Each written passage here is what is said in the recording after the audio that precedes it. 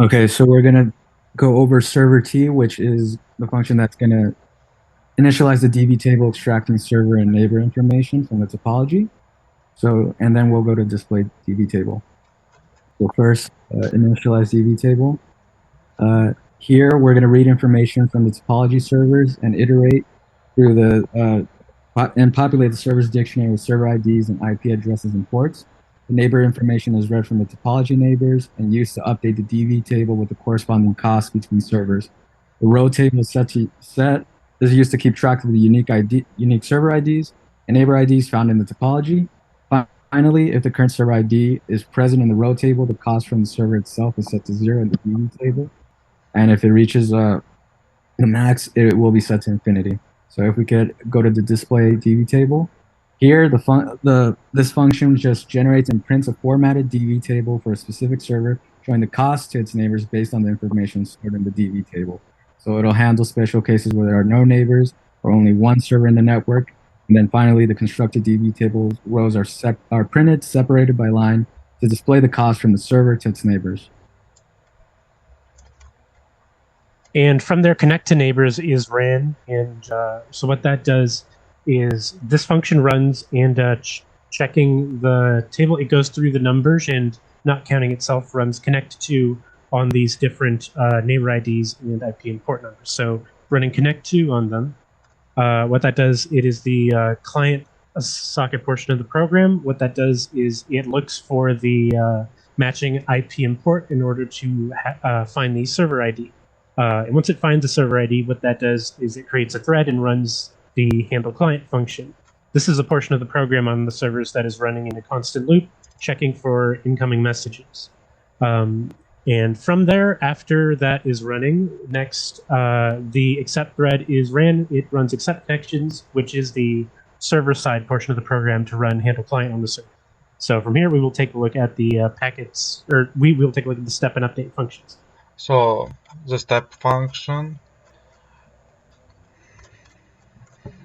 is getting the routing vector, then putting it in the message with Kanban table, and then send it to the neighbors. In the handle client, neighbors get the command table, and using this routing vector, it's passing it to the update DB table.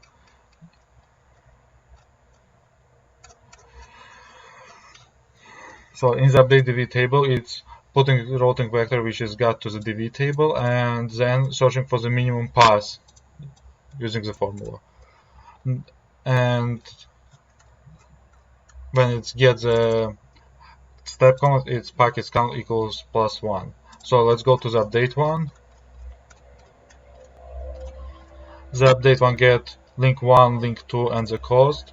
Then it's changing the cost of the pass and sending to the neighbor that it also was updated in the handle client. So then it got the updates, packing count +1 incrementing, and it also uses the same update topology function. And for the packet comment, just displaying the packet count. Now we will speak about the disable. So in the disabled part of the program, what it does is sees if the ID that we're trying to find is not in the DB table keys. If it isn't, it will say it's not there, and then it will continue. If it is, it'll go to the terminate function. So if you go to the terminate function first, as you can see, what it does is sends a message to the connection ID that says it has been disabled, and goes through each connection ID to update it and close the terminate ID that we wanted. Then what it would do is update the DB table for that connection ID with the max answer will display infinity now in it, and it'll print out the statement connection with connection ID terminated. Then after that, if you run the crash function, the crash function is very similar.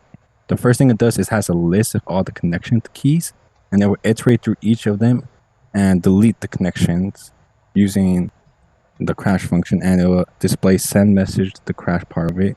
After that, what it would do is iterate through it, and when you finally update the table once again, it will show that's no longer there, and it'll say connection with ID has been terminated. Okay, here's our topology, and when we start the service, it must be this way, looks this way. So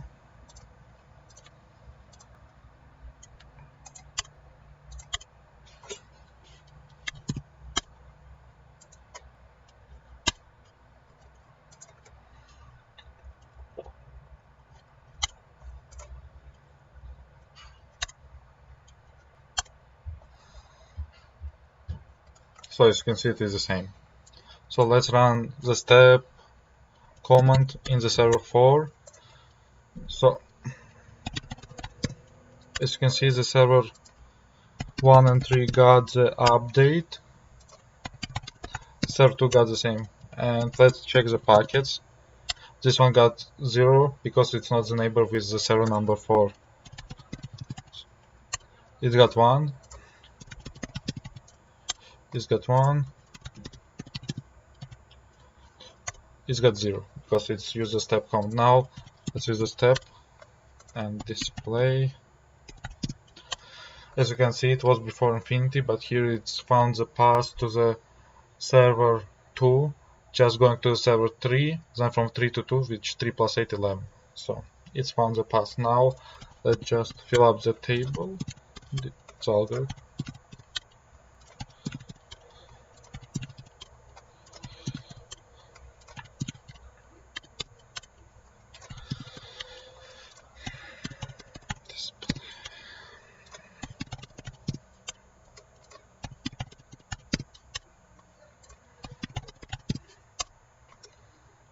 Let's look at the result. It is the same. So now we're going to the updates, the path from 4 to 1. Update 4, 1, 1.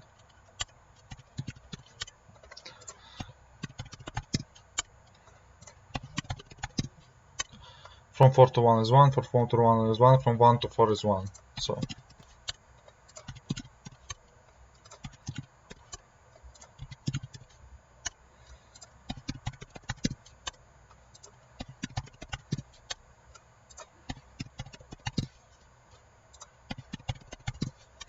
because we changed the update the path, the 4 to 2 become 8 because it found the shorter path from 4 to 1, from 1 to 2, which is 7 plus 1, 8. So look at the result, it is the same. So now what we're going to do is disable 1 on server 4.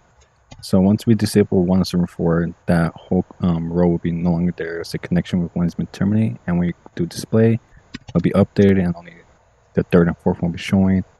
And for server 1, it'll be 1 through 3 only.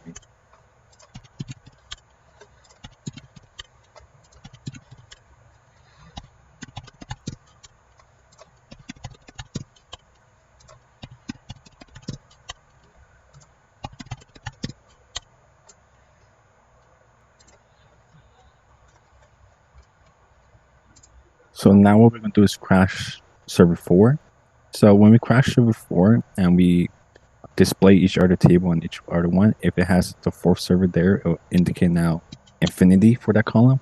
As you can see in server 3 right now, it has infinity, infinity, infinity. Same for server 1. And then for server 2, it will also have infinity for each row. So as you can see, it matches the results and the 4th server has been crashed. So now what we'll do is crash server 3.